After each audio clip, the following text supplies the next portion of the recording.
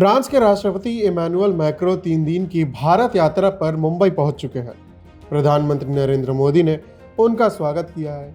दोनों नेताओं के बीच रक्षा, आर्टिफिशियल इंटेलिजेंस यानी एआई और रणनीतिक साझेदारी पर गहन चर्चा होने वाली है। ये मैक्रों की भारत की चौथी यात्रा है। इस बार फोकस रक्षा क्षेत्र में नए सौदे और संयुक्त निर्माण पर है।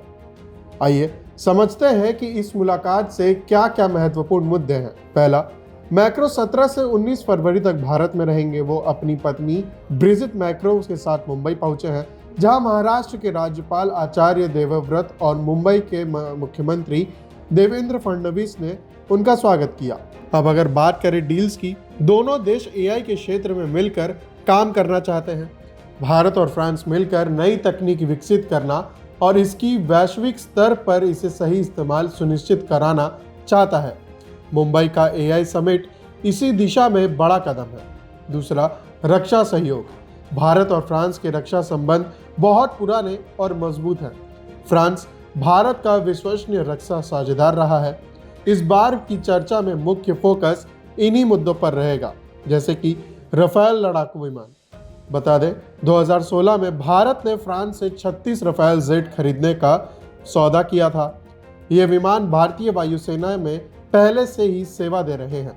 अब चर्चा हो रही है कि क्या भारत और राफेल खरीदेगा या मौजूदा राफेल के लिए नए हथियार और अपग्रेड लिए जाएंगे। राफेल भारत की हवाई ताकत को और मजबूत बनाता है। दूसरा, स्कॉर्पियन श्रेणी की पनडुब्बी। साल 2005 में भारत और फ्रांस ने प्रोजेक्ट 75 के तहत 6 स्कॉर्पियन पनडुब्बी का सौदा किया। ये पनडुब्बियां मुंबई के मझगांव डॉक में भारतीय टेक्नीशियनों द्वारा फ्रांस तकनीकी से बनाई जा रही है।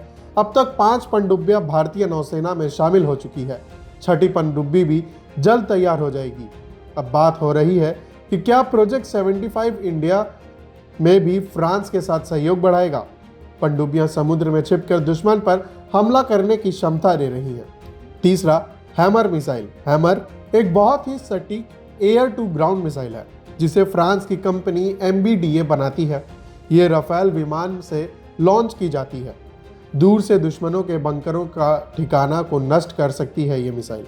भारत इसे राफेल पर एकीकृत करने की योजना बना रहा है। संभवित भारत में इसका संयुक्त निर्माण हो सकता है। ये मिसाइल भारत की सैन्य ताकत को और सटीक बनाएगी। चौथा, हेलीकॉप्टरों का संयुक्त निर्माण। चर्चा में हेलीकॉप्टरों के संयुक्त उत्पादन का मुद्दा भी है।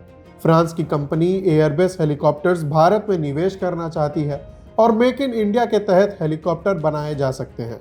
इससे भारतीय सेना को नए हेलीकॉप्टर मिलेंगे और रोजगार भी बढ़ेगा। इन सब के अलावा और क्या सौदे हो सकते हैं जो भारत के लिए काफ़ी महत्वपूर्ण हैं, जिनमें से पहला आता है आत्मनिर्भर भारत। ज़्यादातर नए प्रस्तावों में भारत में ही निर्माण की बात है। इससे भारतीय कंपनियां तकनीक सीखेंगी और हम विदेशी हथियारों पर कम निर्भर होंगे। दूसरा, रणनीतिक साझेदारी। फ्रांस इंडो पैसिफिक क्षेत्र में भारत का मजबूत साथी है। दोनों देश चीन की बढ़ती ताकत के सामने संतुलन बनाना चाहते हैं। तीसरा, विश्वसनीयता। कई देशों के उलट फ्रांस सौदे में देरी नहीं करता और तकनीक ट्रांसफर करने में उदार रहता है। मोदी मैक्रो की ये मुलाकात भारत फ्रांस संबंधों को नई ऊंचाई देगी। रक्षा सौदे के अलावा एआई, व्यापार, संस्कृति और जलवायु परिवर्तन जैसे मुद्दों पर भी सहमति बनेगी। दोनों नेता पुराने मित्र हैं और इनकी मुलाकात से दोनों देशों को ही फायदा होगा। अब आने वाले दिनों में कई बड़े ऐलानों की भी उम्मीद है।